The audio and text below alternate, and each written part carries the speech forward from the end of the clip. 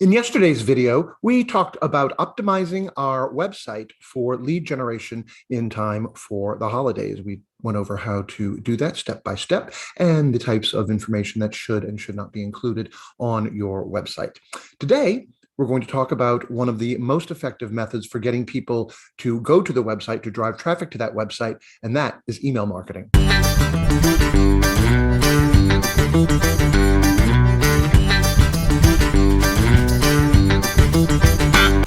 Hi, I'm Dennis O'Hara, the Digital Orator. Thanks for joining me today in this second of our three-part series into kickstarting your marketing for the holidays. Today, we're going to talk about email marketing.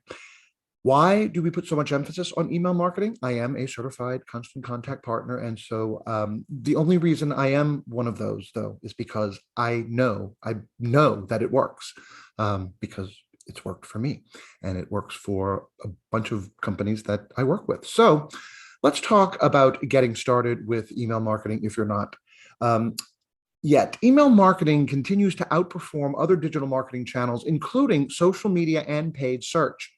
In fact, at $42 for every dollar spent, email marketing provides the highest ROI, return on investment, of any other marketing return, blows it out of the water. The next highest, I think, is $4.62 per dollar spent ROI.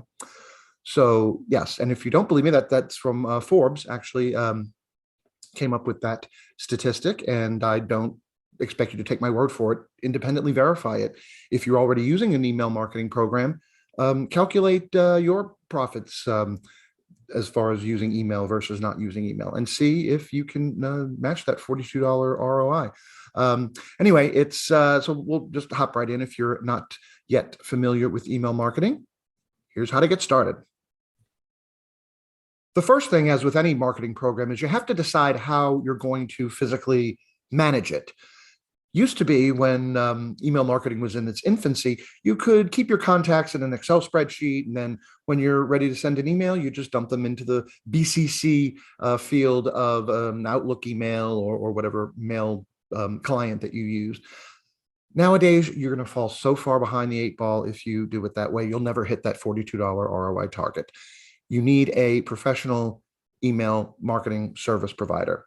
I recommend Constant Contact. It's very affordable. You can get 60 days for free up front to even see if it's something that you want to do. And it solves a lot of the issues that we're going to be talking about today as far as email marketing. But it's not the only one. There are tons of other ones out there. So I encourage you to do some research and find out which one that you are the most comfortable with, price-wise and features-wise. The second thing to consider is gathering emails for your contact list. Now, if you're starting with nothing, then that's where you start with. Do not purchase an email list. They do not work. You're 10 times more likely to get spam reported if you buy an email list. Even if you have to start from the ground up, just start letting everyone know. If you have a retail establishment, put a sign-up sheet by your register, and then make sure you follow up. If you are already doing some online things, add an email marketing component to that. Say, we're starting an email list, and let them know what they'll be getting. We'll be sending out special offers. We will be giving behind the scenes tours. We'll be sharing recipes. We'll be having videos. Whatever you're going to plan to do with your email campaign, and we'll talk about some things for that later on. Put that in the marketing for your email list. Sign up to receive something. And it's also a good idea, and we'll get to a welcome email in a minute, to have an offer to entice people to sign up. Sign up for 15% off, and then make sure that you follow up with that. As you gather contacts, make sure you add them into your email marketing account and follow up right away. If you promised a special offer, send it right away. Another good aspect of using a professional email marketing provider like Constant Contact is that you can set up automated emails so that as soon as someone signs up, it's already generated for you. So that it takes a big load off, and it makes sure that you fulfill what you promise to your customers. So let's talk about that welcome email. Well, the tone should be friendly. The tone should be thankful, welcoming. Welcome to our family. Welcome to our email list. Uh, Definitely fulfill any offer that you made to join the email list. If you promised a coupon, send the coupon. If you promised a recipe, send the recipe. If you promised a video, send the video. And again, try to automate this as much as possible so that you don't have to think about it, that it's already done.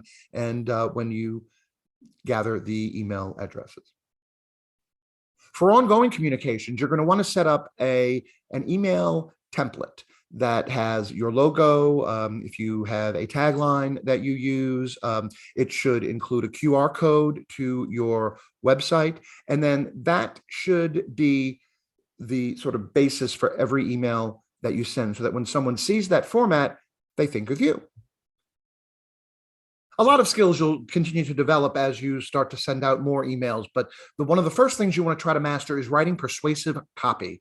And I know that's a daunting task for a lot of people, but it really comes down to 3 questions. What are you offering? That's your headline. 25% off today only, 25% off next week, or 25% off to use whenever you like. That's the headline of your email, and it should be very short.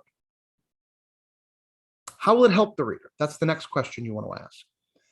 Because if you book on Wednesday, then you get 25% off of an oil change service next week. All next week, Joe's offering this. Then that's the body. And again, you don't want it to be too very long. Try to condense it down to 5 sentences, maybe a couple hundred words or less, unless you're really an entertaining writer, and then people will start to give you feedback on that. So you'd know to get maybe a little more wordy if your text is invoking some emotions in the reader. But that's something you'll learn as you go along. Initially, you want to keep it short. And then the third question, what do you want them to do next? That's your call to action. Click here to redeem, call us to book an appointment, whatever you want them to do. Making it as easy as possible, always try to include a link back to a landing page specific for the offer on the email. Spend some time on subject lines. Look at emails that you enjoy, emails that you've signed up for from companies, brands, nonprofit organizations, entertainers, whoever, and see which ones are your favorite and see what their subject lines are. I'll bet you they are probably 40 characters or less. But whatever it is, it grabs you right away. For a few years, it seemed like the word free was somehow getting people to the spam filter. That's changed over the last couple of years, particularly after COVID, because a lot of people decided, well, wait, I want to know what's free out there. So they go into their spam folder and pick and choose them out. If they expect to get an email from a company, and they didn't, they would choose select their spam folder, and a lot of times there it would be. So that's becoming less and less of an issue as email marketing programs realize, well, wait, people that sign up for emails, permission-based email lists, want to know what they can get for the lowest price. And if something's absolutely free, even better.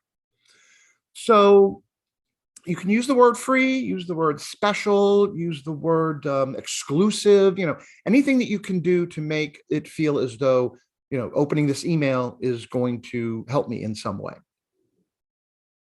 You can write a great subject line. You can write an awesome headline. You can use terrific imagery. You can have a great template. You can nail the perfect copy, and you can tell them exactly what you want them to do. Click here to redeem. And all it takes is just one click. Page failed to load. Page doesn't exist. You put the wrong link in. Never send an email to your email list without first previewing it and testing it. Means sending it to one person. Usually when I'm doing it, I send it to myself because I'm sitting right here. And I don't care how sure I am that I've done everything perfectly, set everything up right. No, I don't.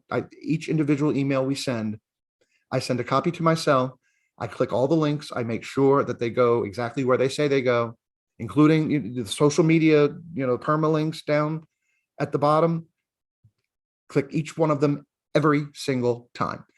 And I got to tell you, it's actually saved me a couple of times, because as perfect as I think I am, once in a while I make a mistake. I'll paste an address and accidentally do a backspace and take off the last character, and that throws the whole thing off. And it's actually saved me some embarrassment sometimes, because the last thing you want to do is send an email to 1,000 folks and then 5 minutes later send another email and say, I am such a that your campaign is done. It's going to produce no results. So testing and previewing before you send is key. So once you've done everything, then all that's left is to hit send. But when? This debate has been going on since the beginning of recorded history, as far as when to post and when to send emails. I'm exaggerating, of course. But at least ever since I've started working in digital marketing, which has been pretty much since they invented digital marketing. When do you post? When do you send? When do you update? When do you do this? When do you do that? There's only one good answer, and that's whatever time is best for you. And that varies by every business, by every organization, by every person. Every email list is different. The only way to know is to track results over time. See what times of the day your emails get the most clicks, the most engagements, the most sales after you send a campaign. That's the bottom line. Yeah, I mean, educate yourself. There are some, some learned blog articles out there by some experts that'll tell you, at least where to get started. I have all this information in my head. I don't really have to consult that every time, but for your industry, check it out and see. Again, I, only figure it out over time. So good luck with that.